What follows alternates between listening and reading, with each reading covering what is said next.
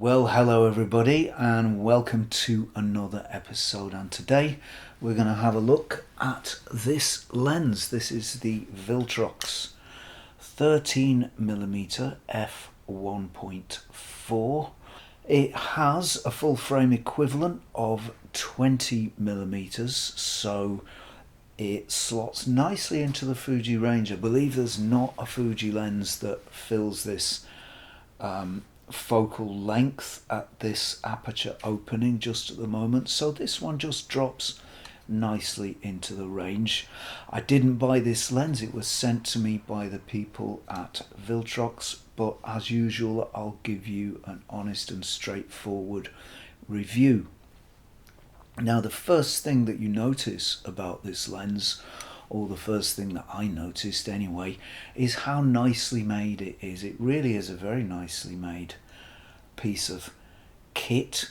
All the tolerances seem very finely made, and there's a general feeling of quality about the whole thing. Let's have a closer look at this lens to begin with. So there's our Viltrox 13mm f1.4. and it's a reasonably large lens. Actually, it comes with this little hood here, this clip-on hood, and that just turns off like that. You turn it around, pop it on like, I'm sure there is a way to do this. All fingers and thumbs today. There we are. Clips on like that, so that's pretty cool, and it shields the lens from any stray light that it's going to happen across. As for the lens itself, well, we have this very nice large focus ring here, and that's very nicely damped and it feels very nice to turn. A very nice action. It's got a thinly, finely milled grip on its metal surface, and it's very nice and easy to find. Not that I've needed it very much or indeed used it very much. I've relied on autofocus on this lens. The aperture ring is at the back, and it has, I think it's three stops in between, 3 clicks in between each stop, so there's a nice fine range of adjustment there. So we go from f1.4 right the way round to f16, and then of course the auto setting right at the end. It does feel like a very nice lens indeed. All the markings are engraved, which is a very nice touch. That means they'll last and last and they won't wear. Let's have a look at the back end of things, and you can see there that we've got the USB-C slot for, I think, updates to firmware, and there are the electrical contacts. Now, you may not think of a 13mm lens as being a natural blur monster, and not the first lens that you choose to make blurry backgrounds. Well, usually I would agree. Usually a very wide lens of this kind wouldn't make very much blur at all, but this one has that very nice wide aperture, plus it has a very short minimum focus distance of, I think it's 22 centimeters. Yes, 22 centimeters. So those two factors combined, short minimum focus distance and wide opening aperture of f1.4, those two elements mean that if you stay close to your subject, this lens will actually make quite a lot of blur, and that suits me fine because I do like to shoot things quite close, and I do like to find a little bit of blur in the shot as well. So that's a real bonus on a very wide lens like this. As far as I'm concerned, it does what very wide lenses usually can't do. The blur itself is very nice, it's very well controlled, it's very smooth. I think it's smoother, actually, quite a bit smoother than the Zeiss Sonar for Sony that I tested, I think it was last week, that one did have slightly nervous background blur, but this one is very smooth all the way, and I couldn't really upset it. Very nice quality of blur, very nice looking and feeling blur, very dreamy and creamy and smooth, everything you'd want from good background blur. In fact, the good thing about this lens, because it's wide and if you're shooting close to your subject, it doesn't make everything disappear. If you're shooting a 50mm lens, for example, a 51.4 say, and you go close to your subject, sure, you get plenty of blur, but there are no forms left. If you're very close to your subject, everything's just totally washed out. This lens is different. It does preserve form. It doesn't totally wash everything out with blur. Its blur is modest enough that you can still retain some form in the background, which makes for a better image. If everything's totally blurred out, then effectively there's no blur at all, because you can't actually see that anything's blurred, if that makes sense. So this lens gives you really nice blur, and it will preserve some of the details from elements of that blur as well. Wide open, this lens is very sharp indeed. Shooter f1.4, and images are razor sharp straight out of the box. Corners are slightly softer. That sharpness does tend to appear wide open. It does tend to appear mostly in the central part of the image, and you will see a very slight reduction in corner sharpness if you go very close and look. But it's not much. It doesn't fall off by very much. Corners are almost as sharp as the center at f1.4, and I've been entirely happy with the sharpness that this lens gives at f1.4. I've stopped it down to see whether it does get sharper, and I'm sure technically it does get sharper if you stop down. If you look very, very closely, if you're a pixel peeper, yeah, you'll probably see some improvement in sharpness at f8 and at f11, and as you stop that aperture down. But really, for all day-to-day purposes, and certainly for my purposes, I couldn't really see any difference in sharpness shooting wide open, shooting at f4, f8, f11. It doesn't seem to get any sharper to my eye, and while technically it may do, I think in all day-to-day situations and for all intents and purposes, you can say that this lens is as sharp wide open as it is when you stop it down. Of course, when you do stop down, you get increased depth of field. So if you're going to use this lens to capture elements, visual elements at very different distances from the lens, then you will need to stop down to get all those elements in focus. But once you do stop down, this is such a wide lens, 13mm, don't forget, that once you stop down, you've got a very, very deep focus field, and it's not difficult to make shots that have elements at different distances from the lens that are all in very sharp focus. So this lens is really good at that. It shoots very sharp wide open, stop it down to get those elements at different distances from the lens, all in very sharp focus. I love the colours it makes. Colours are saturated with loads of pop, and frankly that's just the way I like them. I do like saturation in an image. I like colours to come through full and strong and rich, and that's what they do with this lens. I'm not sure what coatings are applied, but they are clearly very effective. The light and the colour is being transmitted through the lens very effectively indeed, and the result is an image with plenty of pop, plenty of saturation, just how I like the colours actually. It also makes very nice black and whites. It's got very strong contrast, so it does make very successful black and whites. Blacks are deep and resonant, whites are light and dynamic and full of energy, and the whole shot has plenty of contrast and plenty of resonance. So a very successful lens for colour, for black and white shots, and a lens that has very strong contrast also. I love the feel that images from this lens have.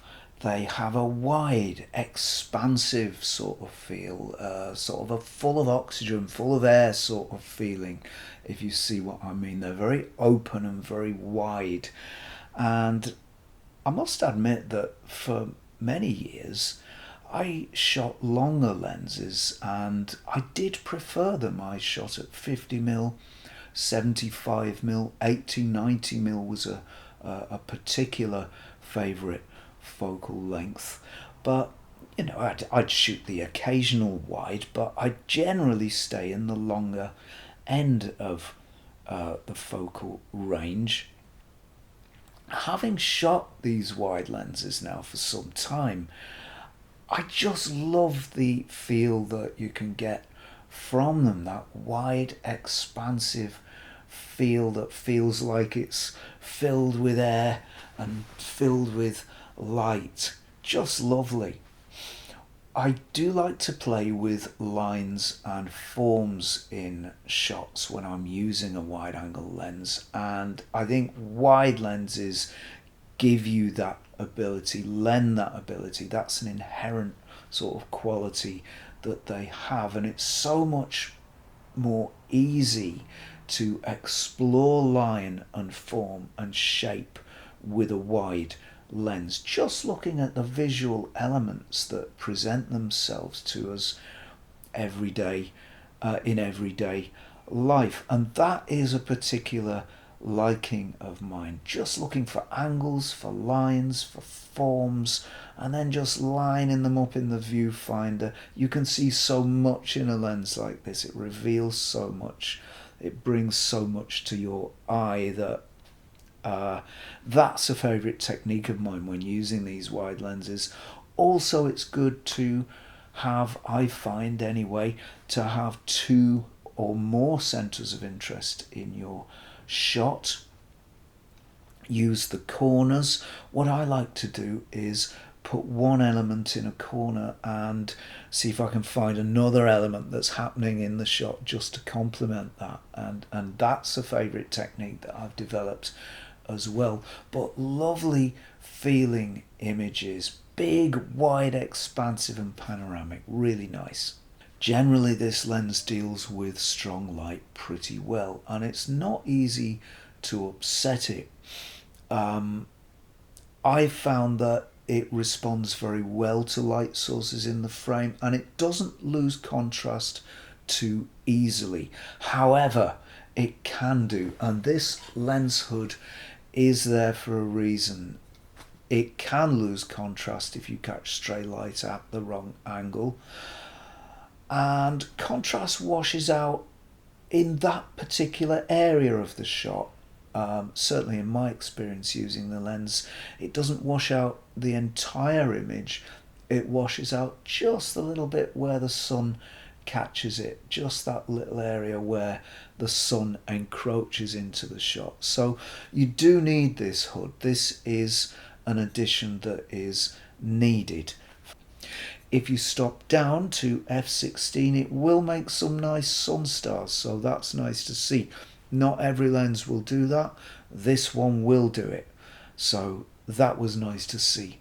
It's pretty good as far as distortion goes too, and I couldn't see any obviously distorted straight lines despite trying to make them. So this lens clearly is corrected for curvature.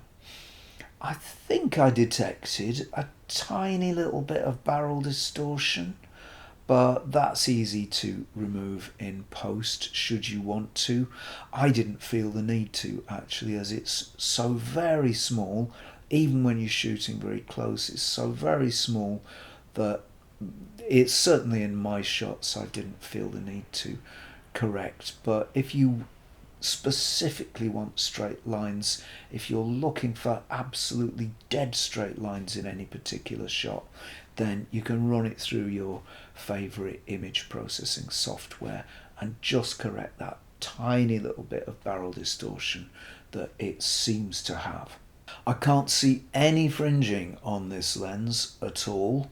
There may be a little bit, but I certainly couldn't see it. There's no little purple lines on faraway tree branches, for example, no little bits of green that you sometimes get diverging from lines in a shot. I couldn't see any fringing at all, so it does seem to be very well corrected for fringing. There is some vignetting at 1.4, not a great deal, but to be honest, more than I expected. There really isn't that much there though, and it's not always a bad thing. In fact, I rather like it, and I think it can add drama and intensity to a shot. But having said that, you're not going to see it too much. It's not going to encroach too much because there isn't that much of it there. The autofocus is really fast and it's silent. Many autofocus lenses do have a little bit of noise. The motors do make a little bit of noise when they're finding focus, but this one is absolutely silent, and that's great. It's good for stills, but it's even better for video. If you're a video shooter and you're looking for a lens that has absolutely silent, not just near silent, but as far as I can tell anyway, absolutely dead silent autofocus, then this could be the lens for you. There is no sound at all that I can find when racking between two focus points. It finds focus quickly and it finds focus silently, so a great lens for video shooters, and because it's wide, it's not going to have too much trouble finding focus. A longer lens, yes, that could be a little more tricky, but a wide lens is going to find focus very snappily anyway. That's an inherent feature of wide lenses because the elements don't have too far to move between focus points. So this could be a good run and gun lens if you're a videographer as well. So overall, what do I think of this lens? Well, actually I really like it. It seems to me that this lens is a really good all-rounder. It will give you those panoramic wide shots with every element in focus if you stop it down, and if you want some background blur, if you shoot close, it will give you that background blur as well. And you don't always have to shoot at the minimum focus distance to get blur. It gets blur. Well, actually, it will give you some blur even if you're pretty far away, 4 or 5 meters from your subject, although the blur will be minimal. But certainly shooting up to 1 meter distance, from its minimum range up to 1 meter, you're going to get some background blur out of this lens if you shoot it wide open. So it seems to me that this lens is something of an all-rounder, and yeah, I really like it, and I've enjoyed my time using it, and I've enjoyed my time shooting it. It's a fairly large lens, that can't be denied, but there's no adapter needed for Fuji cameras. It just sticks straight on there, so there's no adapter is going to add any length.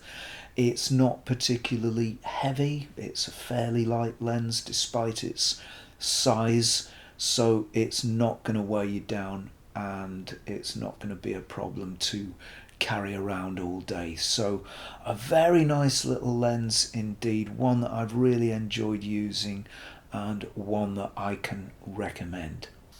So I guess that's it from me for today. I do hope you've enjoyed this episode and found it useful. Please don't forget to like, subscribe and ring the bell before you go. And I should take this opportunity to thank all our subscribers, old, subscribers new, people who've been with us a long time, people who've just joined us. The more subscribers we have, the easier it is to keep doing these videos and for the channel to develop and to grow. Speaking of developing and growing, I must also thank our patrons. Patrons old, patrons new, many thanks to you. It's because of support from patrons that this channel can keep doing what it does. It's because of support from patrons that we can fund the equipment and we can bring you the reviews and the tests that we do. So many thanks to patrons. And if you enjoy the content on this channel, perhaps you would like to consider supporting it to help it grow, to help it develop by becoming a patron yourself, which you can do over at patreon.com/Zenography. As always, thank you very much for watching, and I will see you next time for some more Zenography.